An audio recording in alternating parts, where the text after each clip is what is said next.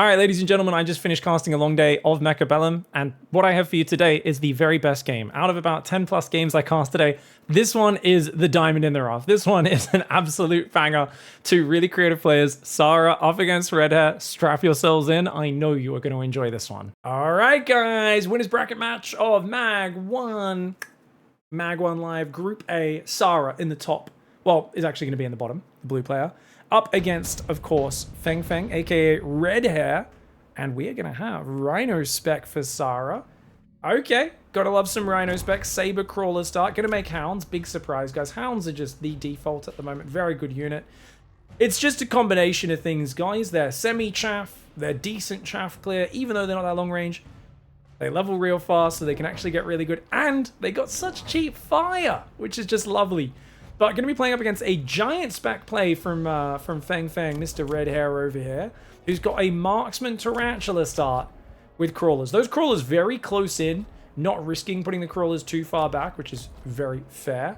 And I played a bunch of games just yesterday with Tarantula Marksman start. Now, Marksmen are generally considered the best unit in the game when you're below 1000 MMR. And like everyone's favorite unit when you start. Long range things shoot before enemy get close, very good. The reason why we don't see marksmen committed too much in high level games is because they cost a lot of deployments. They're not as flexible because of that. Whereas something like Phoenix, you can basically make 2 per prediction per unit slot per cooldown. It's just easier to swap into them, swap out of them. Marksmen a bit more cumbersome. But if you start with 3 marksmen, they're just going to be a useful long range single target unit. If you get 4 marksmen in a unit drop or something like that, I actually think they're quite good in those scenarios. It's just not something you can force. Marksmen is something you take when you get gifted them in the right situation. And those Sabers going to annihilate that Tarantula very quickly. Wow, wow, wow. Well, it's going to be a pretty brutal first round in favor of the Sabers and the Hounds, of course. You've got Chaff, you've got Chaff Clear, you've got big boys that blast stuff. Tarantulas are actually very good at clearing Hounds. They do outrange them as well, right? Well, they don't outrange them, actually. They're exactly the same. Or 10, no, it's plus 10. So, yeah, as long as you get range to match their range, you'll always have a 10 range advantage with the Tarantula. You're also always going to 2-shot the Hounds. And if you do manage to get a level ahead of the Hounds, the Tarantula can obviously 1-shot them. Marksman, not very useful in this scenario, but they are going to be getting taken down. So, arguably, you know, better situation so far for Sara. I think the argument against Sabers is that one of the reasons they're so expensive, because they shoot pretty slow, right? And they don't have the greatest range, is they're kind of tanky. And there's a lot of scenarios where your Sabers have to be optimized either for tanking or damage output, right? Do you go double shot and range? Or do you go repair, field maintenance, secondary arms? You almost never go for the second ones. But the problem is, if you are going range and double shot, very rarely are they on the front line tanking. So even if you level them, Saber's hit point pool often doesn't actually end up impacting the ends of the rounds, but it can be very nice. Now, Sara's going to go mass produce Wasp. This is really interesting. This is a card I used to always take and love using, but I haven't used it in a while because a lot of players just kept kicking my butt whenever I committed to them. So I'm really curious to see, like, how does Sara take advantage of the Wasps? Do we just use these as a bit of aerial chaff? They're really nice against the Marksmen, of course, for distracting their attacks. Or is there something more to it? Do we add even more Wasps? Do we use Jump Drive? No, there's no Jump Drive on the loadout. It's just a full carry Wasp loadout, by the way. Elite Marksman, Ground Spec, Aerial Spec, and Range. Just full carry Wasp loadout. Obviously, you're not going to commit to upgrading these or teching them. And I guess it's not a bad idea just to specifically anti-marksman chaff, especially with very few fangs on the board, no Mustangs. Yeah, I think that works out. Now, the Rhino drop's going to come down. I think the Wasps and the Crawlers should deal with that. I think they'll kill that. The Wasps should be able to take that down, I believe, before it gets the tower. Oh, I was totally wrong. It's going to get the tower just before it dies, I think. Oh, it's going to be close. It's going to be close. It's going to be so close. Can he tap the tower? Oh, he gets the attack off just before he dies. Very, very nice drop there for Redhair here. Wow, wow, wow, wow, wow, wow, wow. Wow, wow, wow, wow, wow, wow, wow. Okay, really nice play for Redhair. And barely stops those flanking Wasps. They come in just a little bit too late, these flanking Wasps, from Sara. So Sara's got the Wasps. Will potentially win because there's only one marksman left that shoots up. Nonetheless, a much closer round than the last one. The Tarantulas, though, still struggling to get experience. Problem here is, you know, Tarantulas are so nice at leveling and stuff if there's, like, crawlers feeding into them. But I think we're just not going to see a willingness to go crawlers in this game. Oh, hello. Sorry, guys. Camera just bugged out for a sec.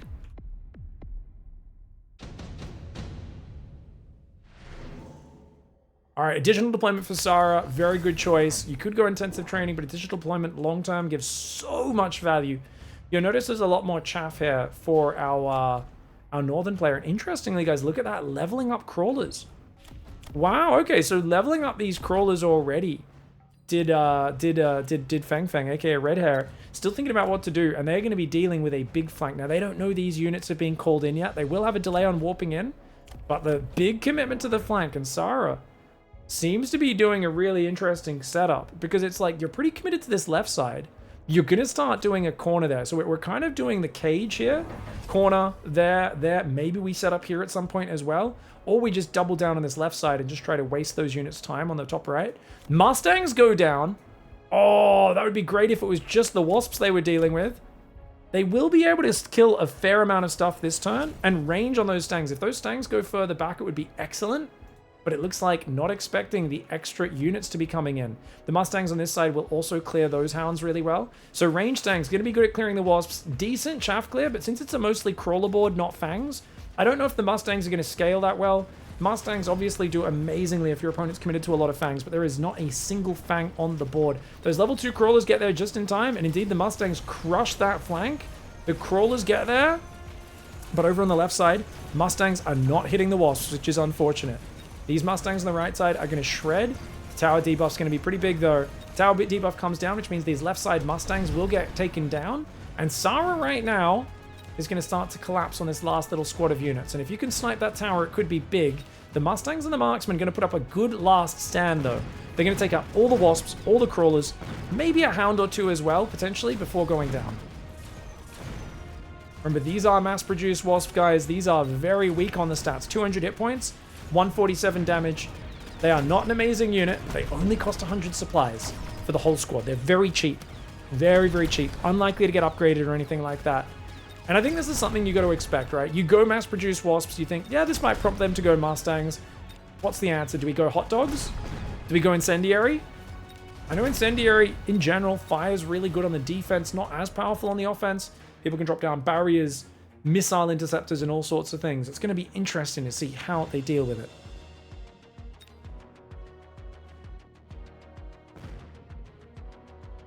Who's Redhair? So we got Sara on the bottom, guys. Redhair in the top right. Redhair's red.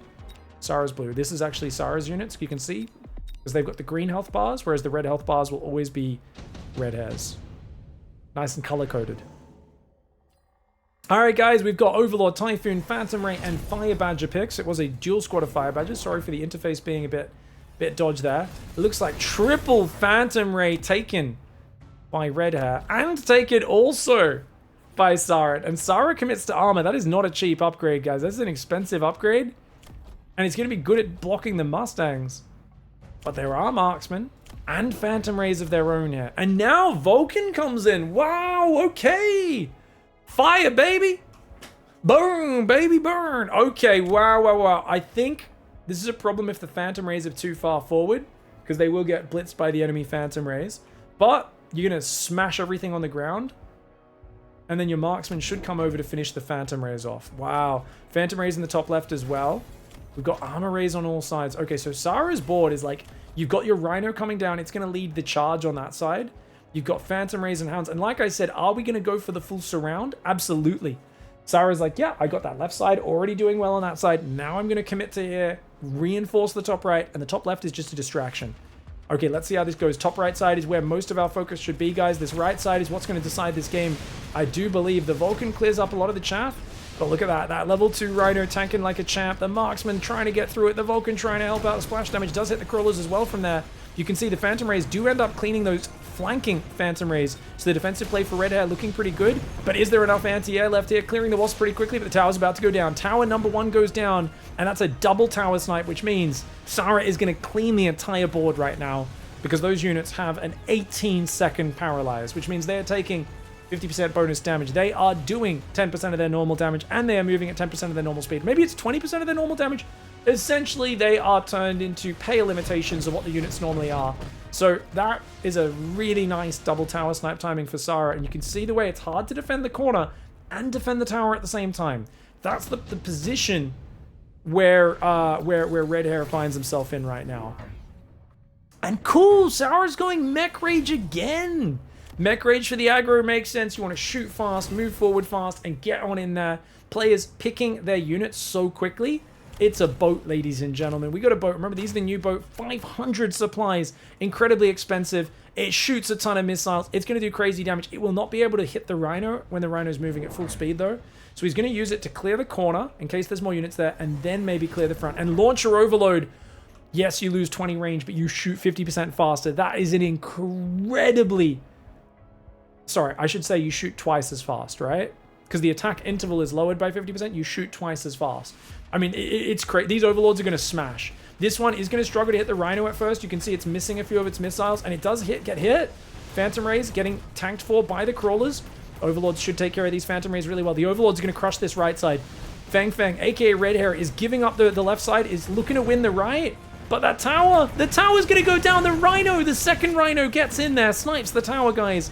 That's huge. And the double tower snipe again. Disaster for Redhair. Redhair here in the winner's bracket, getting overrun. Sara's relentless aggression, the spreadies, the flanks, the surrounds. Just too good. I think right now, guys, Redhair is trying to not commit to too much chaff and units in front, but you might need to get some vertical sledges or something. You got to do something to slow down these tower snipes. I don't know what you're going to go for. Looks like both sides took units just to sell, guys. They just took big units from the unit drop, sold it. And look at this, anti-missiles to make sure the advance doesn't get slowed down. Sara's like, you're within lethal territory. I am going to go for movement speed. I am going to go for mass recruitment. I am going to take a bunch of Phoenix with charge shot, because I just want to blast those Overlords out of this guy. I have faith in my extra chaff. I've got way more Crawlers, Rhinos, Hounds, all sprinting forwards that are going to distract your shots. So if I just have the Phoenix behind with the charge shot, that's going to do really well. Now check this out. Defensive Rhino drop. That's going to do 20,000 damage to this Rhino. Will not kill it. So the Rhino will drop. It won't actually appear because it's got less hit points than what it's landing on, but it will do damage. Meanwhile, Wasps with shields coming out here. Very interesting. Remember, it was mass-produced Wasps earlier. There are still those mass-produced Wasps, but they're just like nothing units that just kind of trickle in and do whatever. Top right side also more of a distraction than anything else. The Phantom Rays got sold out up that top right side. Still has 2 Armor Rays, a level 2 there, a level 1 there. And what are we going to do to defend? A few Fangs, another Overlord, Wasp production coming in on the Overlord as well. And it's just going to be like, look, if I make enough shield wasps, I can block this. And they are going to be exceptional at shutting down the charge shot Phoenix. So the charge shot Phoenix are going to really struggle. Missiles do get shot down. Missile lands on those front wasps, but more wasps are spawning out of these Overlords. Can the Overlords hold on? These Rhinos are a problem because the Overlord missiles are missing. The Overlord missiles are missing. The Rhino runs to the left. The Overlord can't land it. That left tower, it got upgraded, but only once, I believe. And once again, Sara just marching to victory says, mate, you gotta pretend your base. Didn't you ever watch Whiterun in the early days of StarCraft? He says, first we make base, then we defense it. That's like age-old strategy game wisdom right there that everyone should be following, whether you're playing a real-time strategy or an auto-battler. First we make base, then we defense it. We are making base, we are making army, we are not defensing it. And unfortunately, it does seem for Redhair like they're going to get absolutely wiped this round. I think it might be lethal, maybe not. Oh, the Overlords aren't dying yet. There's only 3 Phantom Rays left, maybe. More Wasps are about to pop out. More Wasps are about to pop out. Dude. Oh, wait. Did it already spawn? Okay, they were hiding underneath it. Hold that thought. Overlords are overpowered. Wasps with shields are cracked. I don't understand this game. They didn't defend their base, but they won anyway, which... If you can win while getting both towers sniped, if you can delay those tower snipes for 5 seconds in the next round, that's got to bode well. Like, that's got to be like, am I just going to friggin' get the easiest win of my life now? Because, like, if you didn't lose that round, I mean, you can upgrade this left tower again, doubling down on the right side. I think you definitely upgrade this left tower one more time. Aerial Mustangs are coming in, which is a really good move. Aerial Mustangs will help clear these Wasps very quickly. It's Sara's like get through, pump through, borrow money, pay for movement speed. Hasn't been a big believer in range this game. Is also gone impact drill, so the crawlers are going to do extra damage, which is going to be especially effective if the crawlers ever connect with anything, which they never do in any situation. You guys are wondering, when should I as a beginner player click impact drill? It's when you want to give damage to a unit that never lands a single attack in the game, unless you're playing at sub 1000 MMR and your opponent doesn't have enough chaff clear. I'm kidding, there's a lot of crawlers. Some of them will probably get through. It's a really cheap upgrade. It only costs like 125, so it's just like, yeah, why not click it? Especially if there is a situation where there's like a bit of there's only one tarantula here, only some mustangs. These left side crawlers might get some damage. Who knows, it might work out. Anti-missile, anti-air barrage coming out with these fortresses, guys. So 3 fortresses with anti-air barrage. One of them also has an amp core. Going to try and obstruct this side. And obviously the Phantom Rays tank really well. The first missiles do very little because they are a little bit random, those missiles. And this round could absolutely still decide the game. Wasp production is good, cleaning up that right corner. Feng Feng doing really well. It's a level 3 tower on that left side, which means that's a 6-second or 4-second reduction. It's only going to be a 5-second paralyze. Nowhere near as big as the last one. But the Mustangs. Dude, 2 of the Overlords have gone down before they even get to summon their second round of Wasps. Finally, some more Wasps getting summoned. But those Mustangs countering the Mothership upgrade so very well. And I think with this tower snipe and Mustangs left behind it and the Phoenix in there, maybe you can get through. The problem with the Phoenix is that it's only got 95-meter range, but it looks like it's got enough chaff in front. And it's going to be doing a solid 9,000 damage a shot. This Overlord's going to go down. Is Sara going to be able to win here? I think Sara gets big damage. 400, 600, 800, 900. I don't think you do. Do you get enough damage here? I don't think this is lethal. I think it's like, I think Redhair survives with like 50 life. I could be wrong on this. My maths is pretty bad. I think maybe they just barely die, actually. Maybe it's like negative 50. It's pretty close. I think they're negative 50. Let's see. No, 77 life. All right. Wow, what a game. Ladies and gentlemen, we have a video game on our hands. This here is a game of videos. This is sick. All right, guys, we've got Fire Badger there. Fire Badger for Redhair. Worms are good meat sacks. I don't think Stormcallers do anything here. The Raiden, as people call it. I'm going to keep calling it the Raiden. Sorry, guys. I don't care about saying things properly. I think, okay, Worms. Yeah, Worms are good. Worms are good meat sacks, guys. Obviously, you don't want to go Sandstorm in this sort of game. Not that you have it. Oh, we do have Sandstorm. Mechanical Division I really like as an upgrade. I don't think it's going to help much here, because often they're going to die to Overlords. And the following missiles will probably kill them as they spawn anyway. But it's 100 supplies. Why not click it? Sara's going to go movement speed. Can Sara, who's been dominating this game, finish off the Overlord carry? We've got Launcher Overlord, Wasp production. The Wasps also have shields. There's Fire Badgers here. Multiple level 3 Fire Badger squads. And with the defensive oil... Oh, dude, how have we not used oil this entire time? Did we just buy oil for the first time? Guys, did we just buy oil for the first time? Do you say Raichu or Raichu? I don't know what that word is. I don't play weeb games. Sorry, guys. Fighting games are for losers. No, I just never grew up playing fighting games other than Tekken. So you'd have to ask me about a Tekken character. You can't ask me about Mortal Kombat or Street Fighter, yeah. Get wrecked, Twitch chat. Guys, these Mustangs are going to burn. I can't believe he didn't get oil before this. Missiles go down. The oil doesn't really slow the rhinos that much, but these Mustangs will eventually run into it. Will they have already done the damage by the time they get there, though? The Overlords are there. The worms on the right side get crumbled. The mass-produced wasps get wrecked. Dude, the fire, the Overlords, the Fire Badgers, especially with range, are cleansing the front line. And that's a level 3 or 4 tower on that left side. I think it's a level 4 tower. It's only going to be a very short debuff. These Overlords, the moment Overlords have time to keep summoning Mothership, if they can keep spawning these shield wasps, it's such a big boost. Now, one of the Overlords does go down there to the Phoenix.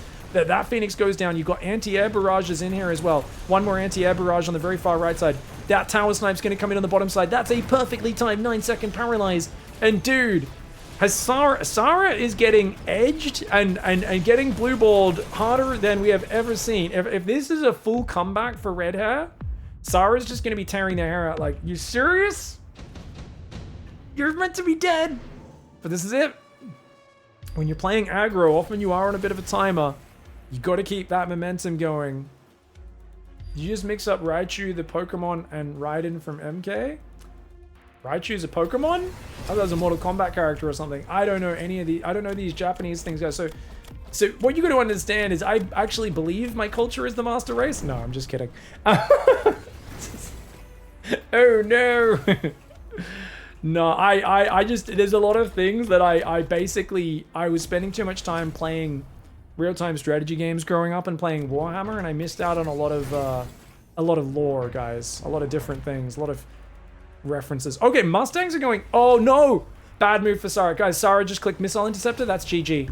That's GG. For those who don't know, Missile Interceptor is worthless against Overlord missiles with Launcher Overload. All it's going to do is distract them and make them shoot missiles when they should be shooting wasps. This is a really bad move. For those who don't know, it was like the previous big patch or whatever it was, they made Overlord missiles tankier. It is nearly impossible to block them with Missile Intercept unless you have like 4 War Factories or something crazy. So I actually think this is really bad because Mustangs, unlike other Missile Interceptors on Farseers and War Factories, they will stop to shoot with their main gun. And I think this is not going to work out. We'll find out. Obviously, I'm a noob compared to these guys, but I think those Overlord missiles are going to get through pretty easily. We will find out, especially with the anti-air barrages also distracting. The Mustangs are getting distracted from their regular attacks. And I think with that beautiful photon synthesis, whatever it's called, photon synthesis, what's it called? The photon emission?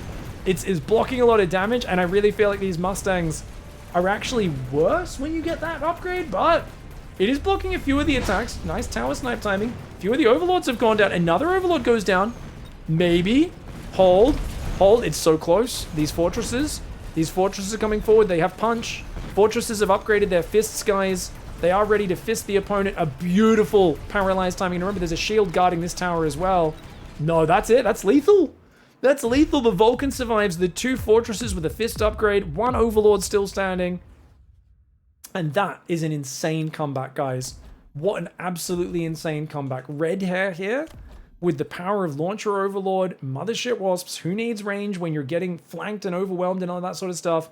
And Sara, actually at the tail end of this game, selling out of the flank because they were getting wrecked so hard, ended up with a lot of units on the left side that weren't impactful in this fight. And this core of defensive units here was actually just doing so well. Really, really lovely play.